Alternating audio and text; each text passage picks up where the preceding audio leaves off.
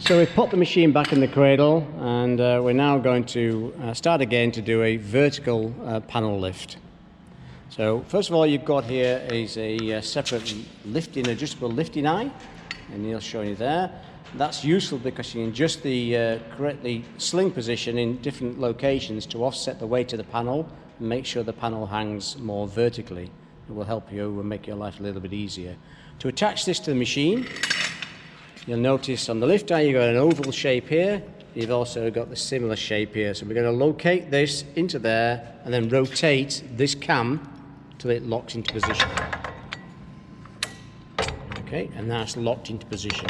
To remove that, you pull the pin underneath there, rotate the cam back, and simply lift the eye off there. Okay, so we'll just pop it in again. And you'll see what I mean here. You've just now moved the lifting point where your machine's going to suspend closer to the panel rather than down here, and we can adjust this to actually get it further across for thicker panels. So now we're going to attach our crane, overhead crane, to here.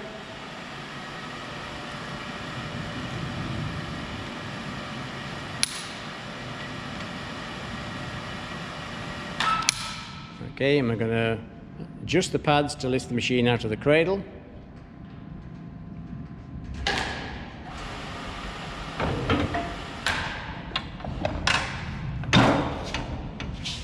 As we showed you before, you just need to adjust the top and the bottom pad to clear these retaining lugs here.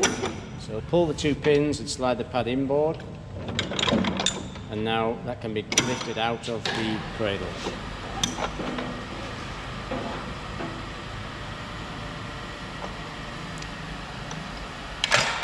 Now, I should have mentioned earlier, and perhaps a good day to talk about what type of panels you can lift with this.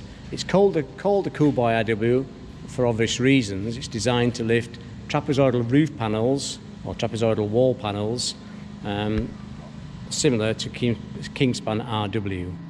And the intention is to locate the pads, the two sets of pads. There'll be two pads located in this valley and two pads located in this valley, and you can lift vertical RW panels up to around about 10 meters.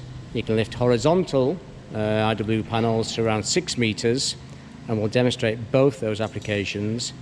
And you can also, interestingly, do short, steep roof panels as well using this machine.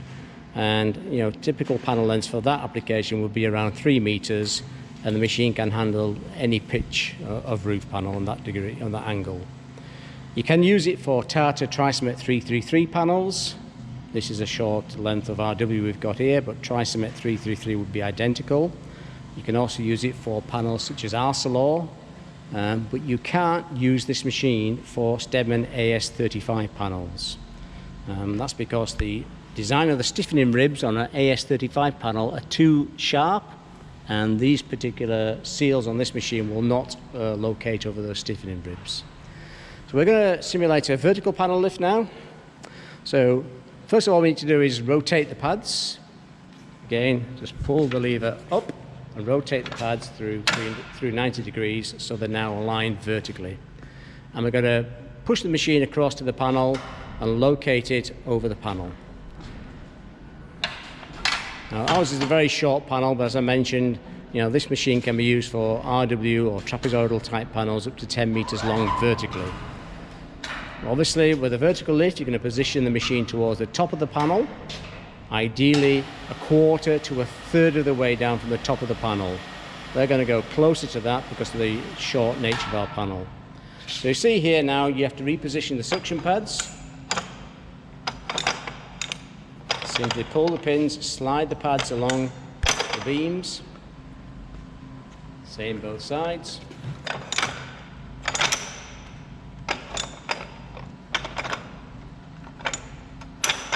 Okay, and the machine will now lower down onto the panel.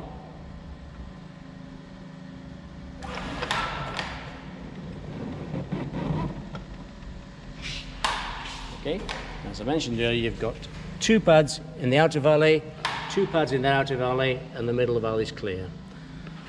We'll switch the machine on. This should have been switched on earlier. I just switched it off to save the battery.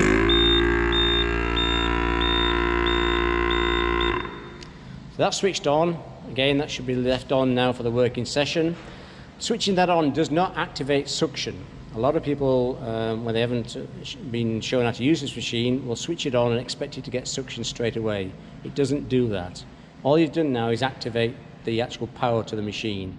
But you need to operate the suction control valve here to actually get suction. And what you do there, you slide that valve together, and I'm going to do that now.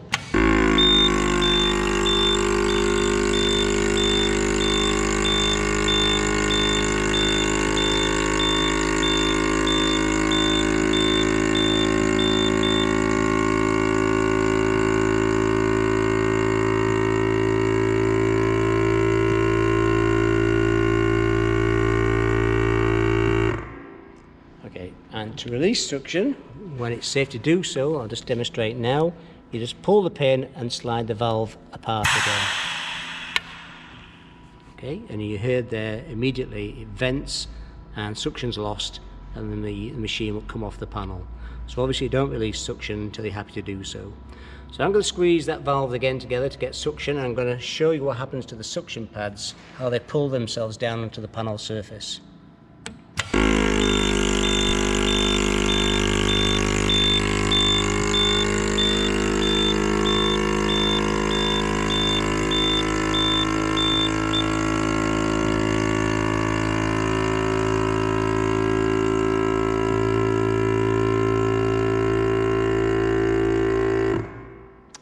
Okay, so if you have difficulty getting suction at all with this machine, chances are these 4 pads are not locating properly and something's preventing them from sucking themselves down to the panel surface. But if they're located and the pads are in good condition and there's nothing foul in them, the weight of the machine itself, that's enough pressure on the suction pads, and when you activate suction, to achieve a vacuum pretty quickly. I'm going to release suction once more and show you something else that happens when we actually activate it. So to release suction, pull the pin, slide the valve apart. I'll ask Neil to operate that, and I'll show you what happens up here. I want to look at these 2 vacuum gauges and these 2 digital readouts here. So Neil's going to operate suction.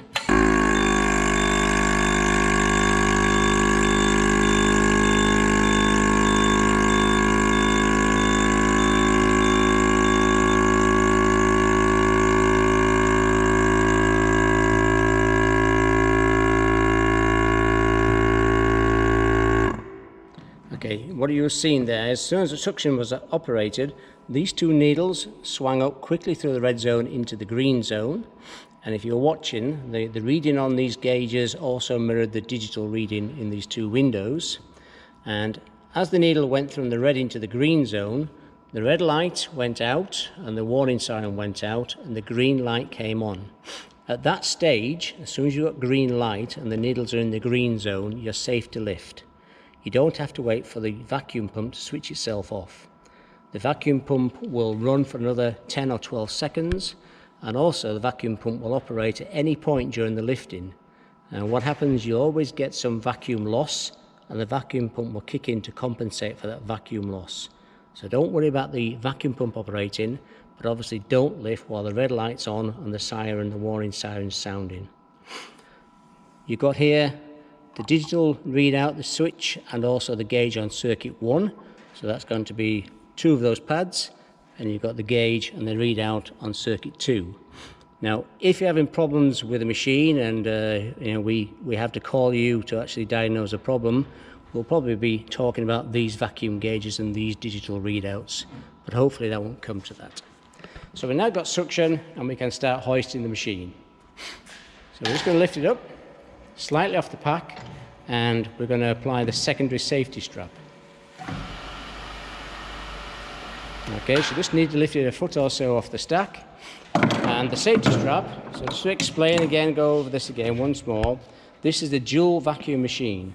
So, and the letter of the law means that you don't have to use secondary safety straps. The second vacuum circuit is your secondary safety system. But all of our equipment is supplied with safety straps as well. And a lot of main contractors and sites now require you to use safety straps, even if it's a dual vacuum machine. So if that's supplied and you're required to use it, this is how we attach it for the vertical lift. So the clip on the short purple arm leg clips onto one of the mounting points on the suction pad.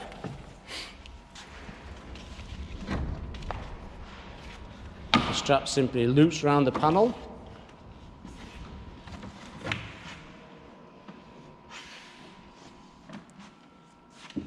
Can't find it now. And the other loop on the end clips into the second snap hook.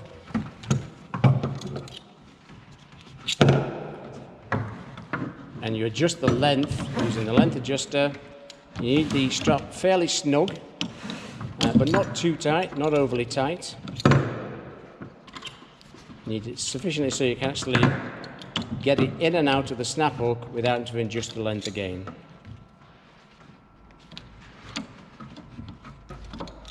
So that's ideal. We have just also posted a video on our YouTube channel demonstrating the effectiveness of these vertical safety straps. So you can have got that if you're interested. So having applied the secondary safety strap, you can now continue to hoist the panel. Now when you're doing a vertical lift, obviously as the panel lifts up, it tends to rotate and the bottom edge of the panel needs to be controlled. Now if it's on a stack, if you didn't control it, this bottom edge here could scrape along the panel below it and cause some surface damage. So the best way to control it is to go to the bottom of the panel and just hold it like Neil's doing. There's no weight to the panel because the machine's taking the weight, or you can put some cardboard or polystyrene under that bottom edge and allow it to slide over the panel below it. Once you clear the stack, obviously the machine is going to hang not quite vertical in this situation because we've not clicked it into this vertical position, but we can do that in a moment or two. So Neil's just going to click it in. Okay. So now that you can maneuver this to the wall. When you get close to the wall, you need to release the secondary safety strap. Usually that's when the foot of the panel is on the cladding rail. Release the secondary safety strap, lift it clear of the panel joint, continue making the panel joint, secure the panel, most importantly, secure the panel with one or two fixings, and then release suction. But don't release suction until the panel is secure. Once you release suction, the machine obviously will let go of the panel, the machine can be brought down, and you can attach it to the next panel. So that's the process for a vertical panel lift. Normally you'd be using this machine with much longer panels than this, but that's the principle. So I'm going to stop this video and we're going to come back down and start again and lift this panel as if it was a horizontal installation.